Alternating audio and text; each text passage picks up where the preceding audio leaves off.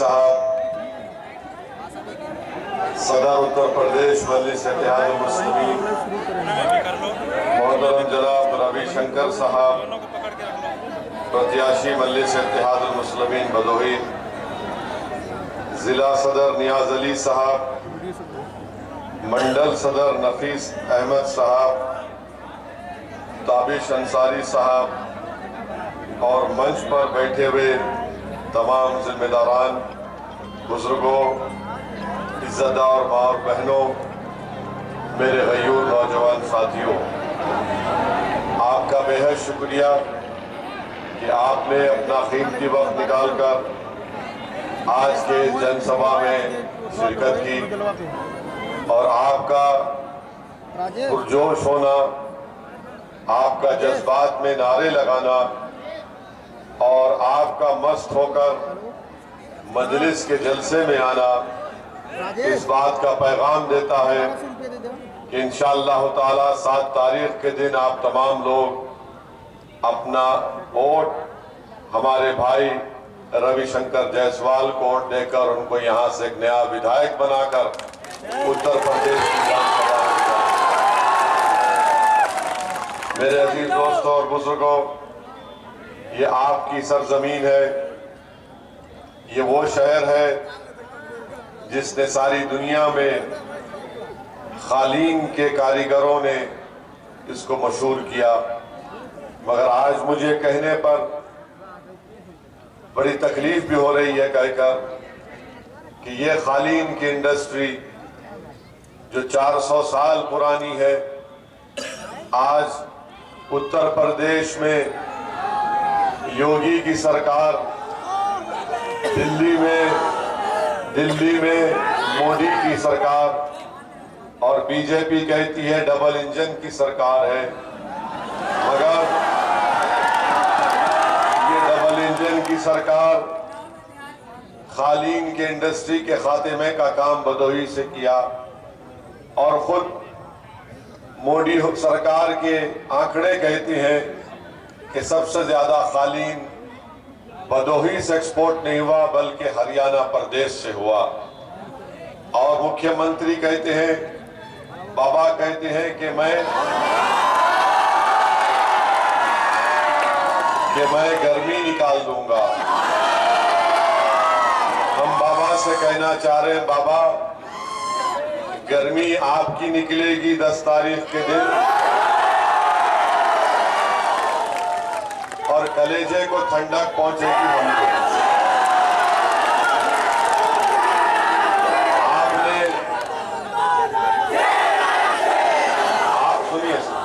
आपने गर्मी निकालने की बात की, मगर आपने भदोही के खालीन बनाने वालों को बिजली नहीं दे सके और बिजली नहीं मिलने की बिना पर ये खालीन की हमारी इंडस्ट्री आज तबाही और बर्बादी के दहाने पर पहुंच चुकी है।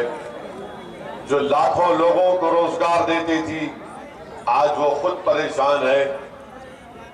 आज मोदी की हुकूमत ने 4 घंटे में लॉकडाउन किया और उस लॉकडाउन की वजह से भी भदोही में खालीन बनाने की इंडस्ट्री पर बहुत बुरा असर पड़ा। उत्तर प्रदेश में 5 साल से सत्ता बीजेपी के पास है। बीजेपी ने उत्तर प्रदेश के युवाओं से वादा किया था कि 70 लाख को रोजगार मिलेगा, मगर वो झूठा साबित हुआ। उत्तर प्रदेश में वादा किया गया था कि विकास होगा, मगर विकास के नाम पर उत्तर प्रदेश में शिक्षा को बर्बाद कर दिया गया। न स्कूल खोले गए, न इंटर कॉलेज खोले गए, न डिग्री कॉलेज खोले गए। मेरे अजीज दोस्तों और बुजुर्गों, आज उत्तर प्रदेश में जो ग्रेजुएट है, जो टेक्निकल एजुकेशन का ग्रेजुएट है, जो डिप्लोमा सर्टिफिकेट होल्डर है, वो 50% से ज्यादा आज वो रोजगार की तलाश में है। तो आप खुद अंदाजा लगाइए कि बीजेपी ने किस तरह से घिनौना मजाक उत्तर प्रदेश के युवाओं से किया। मैं युवाओं से अपील कर रहा हूं कि जिस पार्टी को आपने वोट दिया कि आप उसको दोबारा वोट देंगे जिसने आपके बेरोजगारी आपको मुकद्दर बना कर। मेरे अजीज दोस्तों और बुजुर्गों, आप जानते हैं कि देश के प्रधानमंत्री को 7 साल के बाद ये बात मालूम हुई कि उत्तर प्रदेश में सांड का मसला है। देश के प्रधानमंत्री कह रहे हैं कि 10 मार्च के बाद वो सांड के मसले को, आवारा पशु के मसले को हल करेंगे। क्या देश के प्रधानमंत्री 7 साल से सिर्फ चाय पीकर सो रहे थे? इनको नहीं पता कि एक सांड एक किसान की फसल को बर्बाद कर रहा है, आवारा पशु। मगर आज प्रधानमंत्री ये कह रहे हैं कि 10 मार्च के बाद। मैं उन नौजवानों को, युवाओं से कह रहा हूं, आप नरेंद्र मोदी की बात पे यकीन मत करिए। ये झूठ बोलने की एक माहिर मशीन है। अगर आप खुद सवाल करिए कि जिसके पास MA BA की डिग्री है उसको नौकरी नहीं मिली, तो आज देश के प्रधानमंत्री उन युवाओं से कह रहे हैं कि तुमने जो डिग्री हासिल की उसकी फिक्र मत करो, मैं तुमको गोबर दूंगा, तुम गोबर से पैसे कमा लो। उत्तर प्रदेश के मुख्यमंत्री कहां पीछे हटने वाले हैं। उन्होंने कहा कि जब दिल्ली के बादशाह सलामत ने कह दिया कि तो मुझे भी कुछ कहना चाहिए, तो उत्तर प्रदेश के मुख्यमंत्री ने कहा कि मैं एक सांड के लिए 900 रुपये दूंगा। आप बताइए, जो उत्तर प्रदेश में जो विकलांग है, हैंडीकैप है, चाहे वो किसी का बाप होगा, माँ होगी, पत्नी होगी, बेटा होगा, उसको उत्तर प्रदेश में एक महीने में उसको 1000 रुपये मिलते हैं। आप बताइए मेरे अजीज दोस्तों और बुजुर्गों, विकलांग इंसान को 1000 रुपये और 4 टांग के जानवर को 900 रुपये। आप खुद फैसला कर लीजिए कि ये बीजेपी क्या इंसानों की कदर करती है या जानवरों की कदर करती है। मेरे अजीज दोस्तों और बुजुर्गों, फिर ये डबल इंजन की सरकार कहती है कि हमने गरीबों को राशन दिया। हम पूछना चाहते हैं कि आपने अगर 600 रुपए का राशन दिया तो उस हमारी मां से कहा कि 600 रुपए का राशन लो और 1000 रुपए का गैस का सिलेंडर बिल खरीद। आप बताइए, एक हाथ से गरीब को देते हैं और 2 हाथ से उस गरीब से लूट भी लेते हैं। ये डबल इंजन की सरकार है। मेरे अजीज दोस्तों और बुजुर्गों, अब आइए समाजवादी पर। याद रखिए हमारी इस बात को कि अगर आपके घर के सामने या घर के दरवाजे पर अगर नागनाथ और सांपनाथ खड़े हैं तो आप क्या करेंगे? अगर नागनाथ और सांपनाथ खड़े हैं तो आप क्या करेंगे? आप मदारी को बुलाते हैं ना, वो मदारी आपके दरमियान में आ चुका और खड़ा हुआ। याद रखिए, अखिलेश यादव और योगी आदित्यनाथ में कोई फर्क नहीं है। ये राम और श्याम की जोड़ी है। किसी मेले में बिछड़ गए थे, अब मिल चुके हैं। ये दोनों एक ही है। ये दोनों नहीं चाहते आपका विकास हो। ये दोनों सामाजिक न्याय नहीं चाहते। ये दोनों अल्पसंख्यक समाज को ताकतवर बनाना नहीं चाहते। ये दोनों अति पिछड़ा समाज और दलित को उसका जायज मुकाम नहीं देना चाहते। एक ठोक दो की पॉलिसी पर है और एक समाजवाद के नाम पर सिर्फ अपने समाज की बात करता है।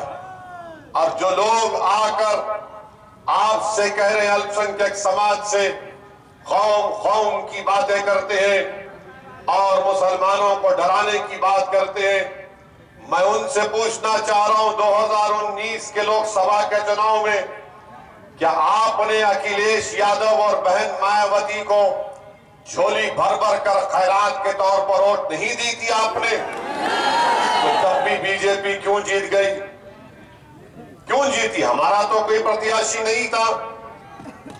आज आपको ये बात समझना है, जो आकर आपसे कहेंगे कि ओवैसी तो जज्बाती भाषण देता है मगर बीजेपी का क्या करेंगे, तो इनसे पूछो मोदी और योगी को हराना सिर्फ ओवैसी की जिम्मेदारी नहीं है।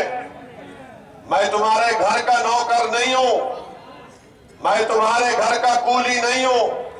अगर योगी और मोदी को हराना है तो तुम्हारा वोटर, तुम्हारा समाज का वोटर योगी के गोद में बैठकर चाय क्यों पी रहा है? आप हमको मत डराइए, आपको डराना चाहिए। याद रखिए, यह हिस्सेदारी की लड़ाई है। ओवैसी उत्तर प्रदेश को आया है तो आपको नेता बनाने के लिए आया है। मैं यहां पर अपनी मकबूलियत में या आपकी जबान से मेरी तारीफ में नारे लगवाने के लिए नहीं आया हूं। मैं ये चाहता हूं कि आपके बीच में से कोई नेता बने। जिस तरह अखिलेश यादव को यादव समाज ने अपना नेता मान लिया, जिस तरह बाबा को अपर क्लास के लोगों ने अपना नेता मान लिया, और खुद बीजेपी वाले कहते हैं कि नरेंद्र मोदी ओबीसी समाज का सबसे बड़ा नेता है, तो मैं आपसे ये पैगाम दे रहा हूं, आप बताइए कि आपका नेता कौन है? कौन है आपका नेता?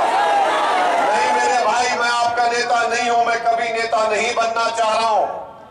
मेरे जिंदगी का मकसद ये नहीं है। मैं आपसे कह रहा हूं कि आप लीडर बनो, लोडर मत बनो। आप नेता बनो, आप कायद बनो, क़ियादत को बनाओ, तभी तो जाकर आपकी तकालीफ कल होगा। और इसका ताल्लुक क्योंकि आपका नेता नहीं है, इसीलिए आप देखते हैं कि उत्तर प्रदेश में सबसे कम पढ़े लिखे अगर कोई है तो अल्पसंख्यक समाज के मुसलमान हैं।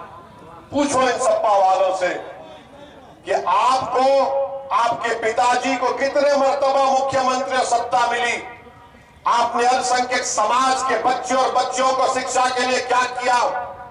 आपको मालूम, अगर 10 मुस्लिम बच्चे और बच्चियां हैं, उसमें से 7 पढ़ना लिखना हिसाब किताब करना नहीं जानती। आपको मालूम कि अगर 10 बच्चे हैं तो उसमें से सिर्फ 3 बच्चे हाई स्कूल मुकम्मल करते हैं। क्या तुमको मालूम, अगर 10 अल्पसंख्यक समाज मुसलमान के बच्चे तो सिर्फ 3-7% हाई स्कूल मुकम्मल करते हैं, ग्रेजुएट 4% है। 4 से 15 साल के दरमियान में सबसे ज्यादा बच्चा मजदूरी अगर कोई उत्तर प्रदेश में करता है तो अल्पसंख्यक समाज का मुसलमान। क्या तुमको मालूम कि 2 एकड़ जमीन सबसे कम किसी के पास है तो अल्पसंख्यक समाज मुसलमान के पास 2% मुसलमान के पास भी 2 एकड़ जमीन नहीं है। क्या तुमको मालूम कि फॉरवर्ड क्लास से 6 साल पहले आपकी मौत हो जाती है? ये आंकड़े हमने आज से 8 महीने पहले भारत के मशहूर एक्सपर्ट्स को बिठाकर उनको कहा कि उत्तर प्रदेश के अल्पसंख्यक समाज पर एक स्टडी करो। हमने पैसे खर्चा किए, वो रिपोर्ट हमारे पास है, वो इंटरनेट पर भी है। अब बताओ कौन जिम्मेदार है इसका? अब सपा वाले आएंगे 5 तारीख की रात को, 6 तारीख की रात को आपके महलों में, आपके घर के अतराफ।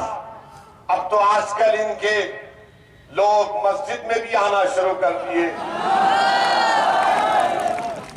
5 साल मस्जिद में नजर नहीं आए, मगर अब अचानक सर पे टोपी और आकर कह रहे हैं एक हो जाओ, अंधे बनकर वोट दे दो।